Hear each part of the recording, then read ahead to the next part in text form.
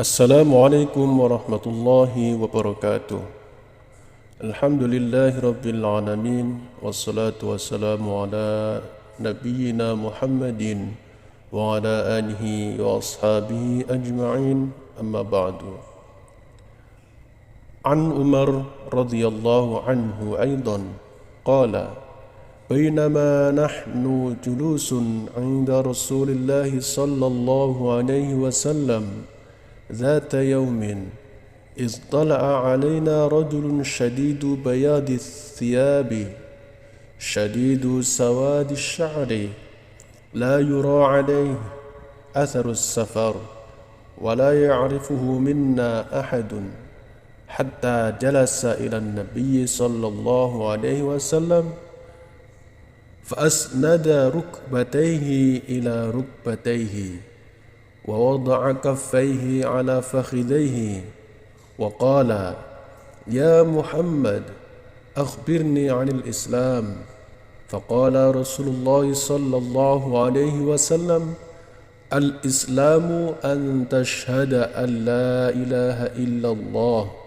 وأن محمدا رسول الله وتقيم الصلاة وتؤتي الزكاة وتصوم رمضان وتحج البيت إن استطعت إليه سبيلا قال صدقت فعجبنا له يسأله ويصدقه قال فأخبرني عن الإيمان قال أن تؤمن بالله وملائكته وكتبه ورسله واليوم الآخر وتؤمن بالقدر خيره وشره قال صدقت قال فأخبرني عن الإحسان قال أن تعبد الله كأنك تراه فإن لم تكن تراه فإنه يراك قال فأخبرني عن الساعة قال ما المسؤول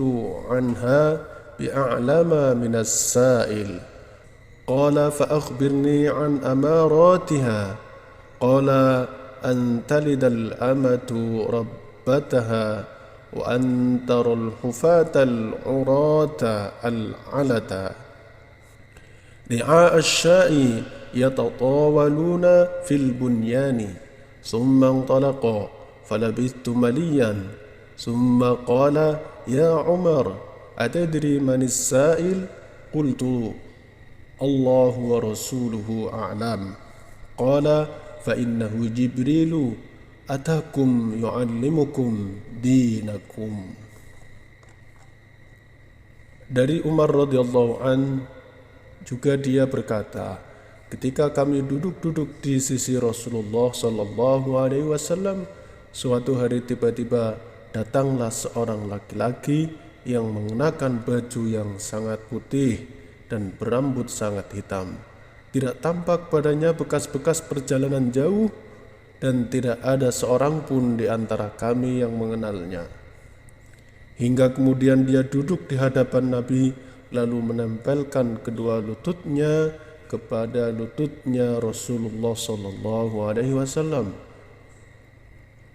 Seraya berkata, "Ya Muhammad, beritahukan aku tentang Islam."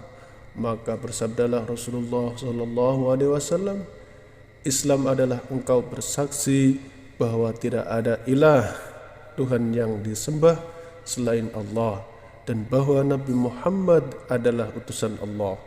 Engkau mendirikan salat, menunaikan zakat, puasa Ramadan dan pergi haji jika mampu. Kemudian dia berkata, Anda benar. Kami semua heran. Dia yang bertanya, dia pula yang membenarkan. Kemudian dia bertanya lagi, beritahukan aku tentang iman. Lalu beliau bersabda, engkau beriman kepada Allah, malaikat-malaikatnya, kitab-kitabnya, rasul-rasulnya, dan hari akhir. Dan engkau beriman kepada takdir yang baik maupun yang buruk. Kemudian dia berkata, Anda benar. Kemudian dia berkata lagi, beritahukan aku tentang ihsan. Lalu beliau bersabda, ihsan adalah engkau beribadah kepada Allah seakan-akan engkau melihatnya, Jika engkau tidak melihatnya, maka dia melihat engkau. Kemudian dia berkata, beritahukan aku tentang hari kiamat, kapan kejadiannya. Beliau bersabda, yang ditanya tidak lebih tahu dari yang bertanya.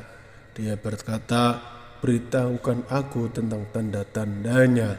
Beliau bersabda, jika seorang hamba melahirkan tuannya, dan jika engkau melihat seorang bertelanjang kaki dan dada, miskin lagi penggembala domba, kemudian berlomba-lomba meninggikan bangunannya.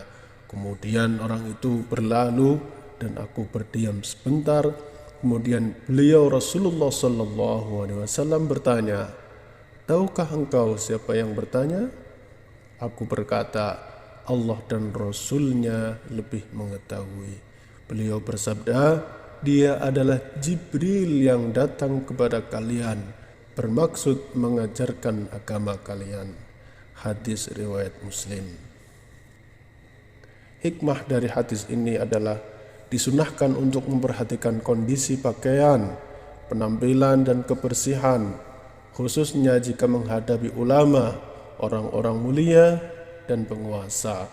Siapa yang menghadiri majelis ilmu dan menangkap bahwa orang-orang yang hadir butuh untuk mengetahui suatu masalah dan tidak ada seorang pun yang bertanya, maka wajib baginya bertanya tentang hal tersebut meskipun dia mengetahuinya, agar peserta yang hadir dapat mengambil manfaat darinya. Jika seseorang yang ditanya tentang sesuatu, maka tidak ada celah baginya untuk berkata, saya tidak tahu, dan hal tersebut tidak mengurangi kedudukannya. Kemungkinan malaikat-malaikat tampil dalam wujud manusia. Termasuk tanda-tanda kiamat adalah banyaknya pembangkangan terhadap kedua orang tua, sehingga anak-anak memperlakukan kedua orang tuanya sebagaimana seorang tuan memperlakukan budak-budaknya. Tidak disukainya mendirikan bangunan yang tinggi dan membaguskannya selama tidak dibutuhkan. Di dalamnya terdapat dalil bahwa perkara gaib tidak ada yang mengetahuinya selain Allah Ta'ala. Di dalamnya terdapat keterangan tentang adab dan cara duduk dalam majelis ilmu. Demikian penjelasan hadis Arba'in Nawawi, hadis nomor 2. Wallahu a'lam bishawab. Wassalamualaikum warahmatullahi wabarakatuh.